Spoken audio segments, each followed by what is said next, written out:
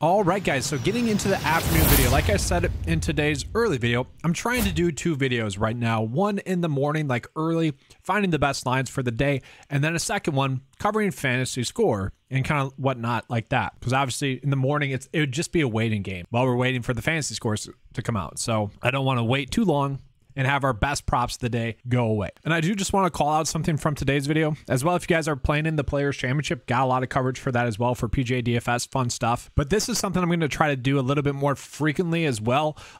Basically right after I posted the video, kind of just like yesterday, we got this prop and it has since been taken away. It was an NHL prop that kind of seemed like one that was too good to pass up on. So minus 157 over 2.5 shots on goal. That is something I like. If it pops up and I see it, I'm going to first post it in the Discord chat. I want to make that very clear. But if I have time to, I'll try to make it available in the comment section as well. It's more or less when will people and where will people be looking? Like right after I posted the video, I figured most people would be looking in the comment section. Whereas if it's 3 hours into the video being uploaded, it doesn't really make sense to put in the comment section. I just only put it in the Discord chat. So just want to call that out. And like, once again, that's the beauty of props, is that we are playing against PrizePicks. We're playing against Underdog. We're not playing against each other. So there's no reason to hold information back, right? We are all trying to win. And so looking at it, I just want to call out these two props, the ones from this morning. Okay, we had some 3-pointer made props that were looking pretty good. Darius Garland and DeJounte Murray. They are still there. And odds-wise, they are still the two best props that we are getting on the board today. The issue is the DeJounte Murray one has since went down. I still think that is my favorable one. Now, I'm wondering if that's like biased just from this morning video, you know? And it could just be a volume thing. Like volume came in on this bet for the under, so thus it's the over odds have reduced a little bit across the sportsbooks on average. Still pretty good. But that's kind of it for the updates. I want to get into some college basketball bets. So I did mention I've been trying to do a little bit more college basketball props and whatnot. Just to get us ready for March Madness and really this time of year. I want to call out two that I found that were pretty awesome, I think. I'm not a college basketball expert, okay? I don't want to act like I am or anything like that as well. These are just some of the props that stood out. So one prop that was popping up across the sports books, and I'm just looking at DraftKings and FanDuel, we were getting minus 145 for the over 5.5 rebounds here. That's a pretty good number that we're getting. We can see has been very much hit or miss though here. Okay, so that's one that really stood out odds-wise. And then this is one that really stood out as well. And man, what is going on here? Interesting. I'm questioning this prop now that it's out there. What the heck? It must just be matchup based. Okay, so the line on this, 14.5, is at minus 145 on DraftKings Sportsbook. On FanDuel, they have it set at 15.5, slightly favoring the over there as well. Ugly though here, obviously. Let's look at the odds of this game. Okay, so it is projected to be a higher scoring game. That's good. I'm not really seeing a reason as to why he's been struggling lately. I mean, terrible night shooting there, terrible night shooting there. Last time out against Virginia Tech, it was a higher scoring game, 22 points. So, I mean, quite clearly ugly that the last 5 games he has not gone the over, but at the same time, does average 17 points on the season, so you would say he's probably due to get back up there. Once again, let's just look at these recent games. They blowouts, so didn't get minutes there. Not sure what happened here. So I don't know if anyone could provide information on this one. Is it a good prop bet or not? Very curious to know, honestly. Like on paper, it seems like a great prop bet, right? This goes back to we're all trying to win together. If anyone has information on this, follows NC State basketball at all, let us know if this is a good one or a bad one. And this one was also interesting as well. We are getting the over 4.5 assist, slightly favored. And the interesting thing was that on one of the sportsbook, minus 148 to get the over, and on another one, minus 115 to get the over as well. So one of them had it as a push. Another one said, yeah, he's going to get over. And so that's the thing about college basketball, is that there are a lot of discrepancies when looking across the different sports books. So you typically don't get a consistent message between them. So I also wanted to get into some underdog prop bets as well. That's part of what I want to make this afternoon video as well, is kind of covering underdog a little bit in there as well. And I just want to point out like the discrepancies that we were getting across PrizePicks and Underdog. Okay, so the first one we're going to point out is going to be DeJounte Murray fantasy points. On Underdog, projected to get 35.5. On PrizePicks, projected to get 36.5. And then we can see that the move probably would be to bet the over if we wanted to attack this one on Underdog. Probably one that we're staying away from. And now sticking with that, we got Garland set at 33.5 fantasy points on Underdog. And guys, if you haven't joined Underdog, I got a link in the description below. Promo code, use it. That helps me out. I'll give you a 100% match on a deposit up to $100. Help me help you, right? I hate having to get those spiels. I really do. But looking at Darius Garland as well, we see a 1 point difference in fantasy points. And like, this might not seem like much, but I think like Mitchell Robinson and PJ Washington last night in terms of points, rebounds, and assists is a perfect example of it. Both missed by a half, okay? So painful. That stuff can add up in the long term. Heck, in the short term, it can as well. And so again, we are getting a pretty good difference here.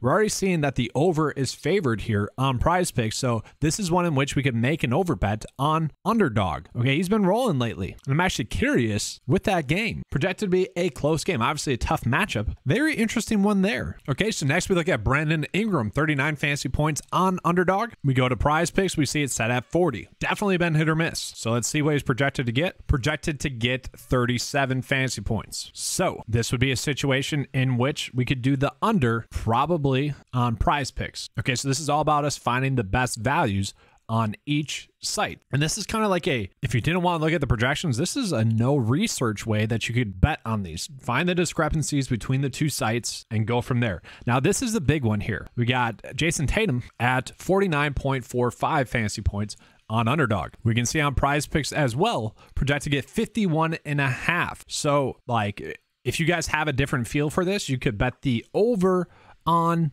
Underdog if you felt like he was going to get over. If you think he's going to get under, like the projections are saying, then you would want to bet the under on PrizePicks. Okay, so this is all about us, once again, trying to find the best props we can possible on both sites, kind of comparing the fantasy points that we're getting. So Jokic here, not as big of an edge, 54.5 on Underdog. We're getting into PrizePicks. This line is set at 53.5. And personally, that one just seems like a stay away. So let's pull up Jakob Poeltl. Okay, they have this line set at 33 fantasy points, which it's higher than I expected, guys, on both sides. 33 here. Then we get into Jakob Poeltl on PrizePicks. It's set at 34.5, which to me just sort of feels like a stay away. Now, yes, he's been productive. He's been getting the over more times than not. I would say more times than not. He will get this over as long as he's getting around 30 minutes. The projections are saying it's tight, okay? And it's actually saying over on Underdog, under on PrizePicks. Probably staying away from Jakob Poeltl today, unfortunately. And then we got this one here, Kawhi Leonard on PrizePicks, projected to get 41.5 fantasy points.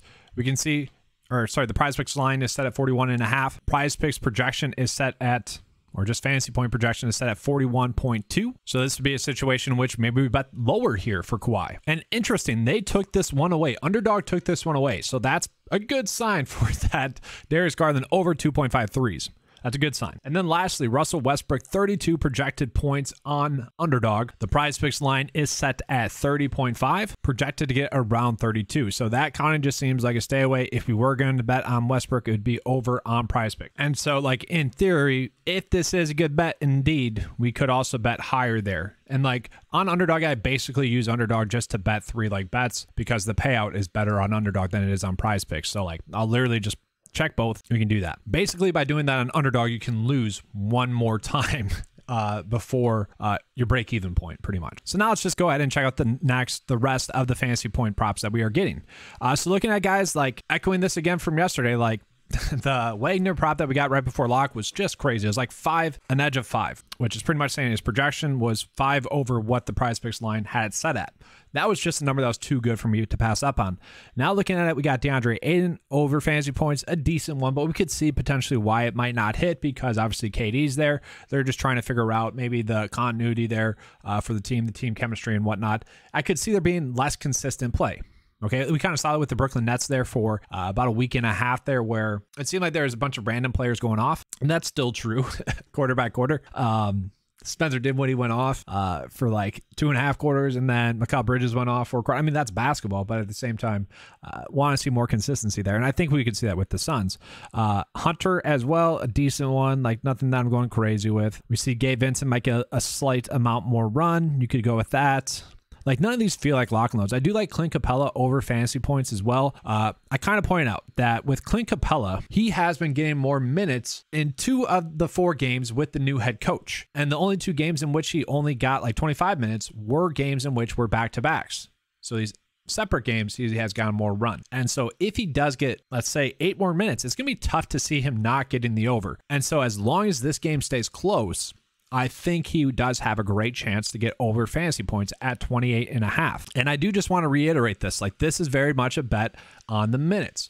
Now, he does, like, he went for 6 for 6 in the last game. You know, like, obviously I don't like to chase guys coming off of a, you know, good night shooting. At the same time, that's kind of him. He takes high percentage shots, right? So that'd be a prop that I would want to chase, I think. Not locking though, guys. And I feel like I do a good job of making that clear. Like, when I feel like we have a really strong bet, good bet, solid bet, not checking all the boxes. And we have a lot of bets that are pretty solid for the over. I still don't mind Cam Reddish over fantasy points here as well. He has been someone that, you know, has really just been crushing it. So if we just take what his average fantasy points are scored times by his projected minutes, he would get over this by like 7. That's what this is telling us, okay? Now, the opponent matchup makes it a little bit more difficult, but this still feels like when we were getting Jakob Poeltl at like around 30, it doesn't seem like it's caught up enough. And we can see like almost 4 straight games in which he's gone the over. And so let's look at his game log. And this is literally just because Simons is out. I just want to make that very clear. And Justice Winslow. Okay, it's because those players are out. So the Portland Trailblazers have been playing their starters a ton of minutes. So 40 minutes in the last game, 37, 33. Game got a bit out of hand here, 24 minutes. And another game that got out of hand, 29 minutes. Okay, but he has been someone that has been getting a lot of run, been shooting the basketball a ton. Look at these. In the last 3 games, games that had stayed close, in games in which he's gotten the minutes, 10 shot attempts, 13 shot attempts, 17 shot attempts. Sure, he can have a cold night shooting, right? Like, that's going to happen, especially against the Boston Celtics, a more difficult matchup. Like, we already saw that with the projections, right? The projections are suggesting that, given the matchup with the Boston Celtics, it is one in which we do worry about his production. He could have a cold night shooting. I would say the chances of him having a cold night shooting are greater tonight because of that matchup. Still a decently high-scoring game. And the question is, when will this game blow out? Or will it blow out? And if it doesn't, like, it's probably Dame, it's probably Grant, and it's probably Cam Reddish having good games. And so this would be a much stronger bet if we didn't have to worry about the blowout potential. I'm also going to say that about this game, the OKC Thunder game, because Dort's fantasy points at 27.5 is too low for a game in which is going to be a close scoring game, for a game in which we know that he can get closer to 36 minutes. His per 36 numbers with Jalen Williams and with SJ off the court, who are both ruled out tonight, is 35 fantasy points per 36. And so let's pull up his projected minutes, about the same. So if he does indeed get 31 minutes, this projection isn't adjusting for his per 36 numbers with those 2 players off the court. He sees about a 6-point bump in fantasy points per 36 with those 2 off the court, and about a 7% bump in usage with those 2 off the court. So this is very much a bet that if you like it, you would be betting it because you think the game stays close. Now, let's say you don't think that game stays close. Well, there is an okay bet that we can do as well. And you guys know my thoughts on doing first half bets. I don't like doing it because we reduce the sample size by a half, right? We see a bunch of games in which I think, like, using last night's Mikal Bridges as an example, for a majority of the first half, he did not get there. He made like 2 buckets late in the first half and then crushed it late in the third quarter, early fourth quarter. Like, you reduce the sample size, it's more risky. The only time I like to do that is in games that are blowouts and games in which we have a good prop that we want to use. So like DeAndre Ayton over first half fantasy points, 16.5 is one that sticks out to me because, well, the matchup's good. The game is projected to be a blowout. And so he's already someone here where his PrizePicks line set at 33.5, projected to get 36. Okay, so divide that in half. We're getting a nice little edge there already just for his first half prop. So that's probably one of my favorite ones on the day. I don't like reducing the sample size by a half. Like, it's just not as appealing. A player can have a poor first half and have a great second half, or vice versa. That's my biggest worry with doing those. And for what it's worth, like, yes, you could do that with KD as well if you wanted to. Josh Giddey's been dominating in the first half. If you want to bet on Giddey, I wouldn't say do it. I don't expect him to get a lot of minutes because I do expect this game to blow out. But if you were trying to bet on Giddey, this would be the route that you would go. He actually does get less points per 36 with Jalen Williams and with SJ at the court. About 4 less points per 36. He's been dominating, though. And for what it's worth, like, I found it interesting. Brandon Ingram actually under fantasy points. I guess I already pointed that out. That's very interesting. So using Underdog, you could do both unders for Tatum and Ingram tonight on PrizePicks as well. Those would be pretty good bets I think we could roll with. And so that's just kind of my way of gaming the game a little bit. And so just to recap, I do think the over fantasy points for DeAndre Ayton first half is kind of the way to go. Gets a good matchup tonight. Should be able to take advantage of that against OKC. I personally think that this is a little bit too low. It's very much a bet on the minutes against Washington. As long as he does get around 36 minutes, obviously, right? 36 minutes is a lot. If he does get more than his projected minutes, 27, which I laid out why, should be a good bet. Like, he's already kind of a point per minute player as it is. Now Now tack on the fact that we're getting more minutes. It's a strong bet. Then we already kind of saw why this would be one in which we could bet the under. I don't know. I never really like betting the unders. You could make that one if you want. And then same thing here with Tatum. You could bet the under. And that's more or less if you think the game's going to blow out. By all means, you could do that. I do like Cam Reddish over fantasy points. Just been getting a lot of minutes. Production's been there. The shot attempts have been there. Tough matchup. You know, he's due for a bad game as well. Then lastly, like, I don't exactly know what to do with Dort. Like, the per 36 numbers suggest that we should bet the over, especially if he is going to get 31 minutes. It's just 13 points is a lot. Let me know what your guys' thoughts are on this one. I think we still can go the over, but if a majority of people say, no, it's too risky, then we don't need to make that bet. And like, for what it's worth, I think I'm gonna test this out today. Kind of just using actually no, this was the bet that we wanted to make on Underdog, the over 33 fantasy points. Sorry, 33.5 fantasy points on Underdog was the bet. Never mind to this then. And then lastly, for what it's worth, just going over these again real quick. Seeing any under bets that we have. We really don't have any strong under bets as this sits right now. The best one would be John Collins under points. Let's see why. Okay, that's why his minutes have disappeared. So if that happens again, yeah, he would get under. Yeah, that feels a little bit too risky. Probably not touching that. And yeah, that's pretty much it. So these are kind of my favorite bets as it sits right now. Obviously, if you can find two bets that you think are the best out of this group, those are the two that you want to go with. Or if you see three that are really strong, you can roll with that. Pending the Smith college basketball prop as well. I'm very curious to see some other people's thoughts on that, because that one does seem to be the strongest one they were getting on paper, but I'll admit I do not have the proper knowledge to say that's a lock and load or anything like that. All right, that's all for tonight's video. If you guys want to check out the Players Championship props as well, I had that video out, and Players Championship as well. Kind of been on a heater this 2023 season, PGA DFS wise. So I don't know, I just enjoy fantasy golf. It's a fun sweat. It's basically like NFL DFS, but you get a sweat Thursday through Sunday. It's kind of just fun.